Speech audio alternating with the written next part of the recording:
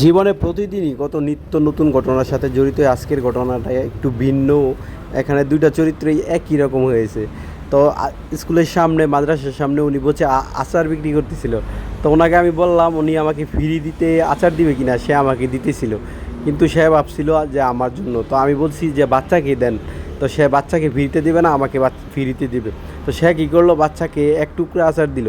তো এক টুকরাতে কী হয়, এতিম বাচ্চা মনে হচ্ছে, এতিমখানার এখানকার। তো এখানে দুইটা দিকই ফুটে উঠেছে। তো উনি আমাকে ফ্রিতে দেবে কিন্তু বাচ্চাকে দেবে না। তো আমি ওনাকে বললাম যে এখানে বসে তো প্রতিদিনই অনেক টাকা বিক্রি করেন, তাহলে বাচ্চাকে একটা দিলে কী হলো। তাহলে উনি বললো না, দেওয়া যাবে না। তারপর আমি বললাম আমাকে আচার দেন। তো উনি আমাকে আচার দিল। তো উনি ভাবছিল যে আচারটা আমার জন্য। তো সর্বশেষে আমি বললাম আচারটা ওর হাতে দেন, ওর হাত থেকেই আমি খাবো। তো ওকেই দিল আচারটা।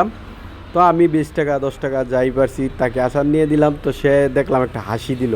আসলে বাচ্চাদের হাসিটি মন থেকে ফুটে ওঠানোর জন্য অনেকের চেষ্টা। তো উনি বলছিল যে আমাকে ফ্রি খাওয়াবে, কিন্তু আমি ওনাকে বললাম এখন যে আপনি যদি এই বাচ্চাকে আমাকে না দিয়ে যদি এই বাচ্চাকে দিতেন ফ্রিতে, তাহলে আমি আপনাকে এই সবগুলো আচারের দাম দিয়ে যেতাম এখান থেকে, আপনি খুশি থাকতেন। কিন্তু বাচ্চাকে খুশি করতে পারছেন না। সে বলতেছে আমার কিস্তি, আমিও তো গরিব মানুষ। এটা আসলে ঠিক, সেও গরিব মানুষ। তো আসলে আমরা সবাই চলেন চেষ্টা করি যে রাস্তাঘাটে বাচ্চা দেখলে মোটরসাইকেল আস্তে চালানো এবং বাচ্চাদেরকে খুশি রাখার জন্য।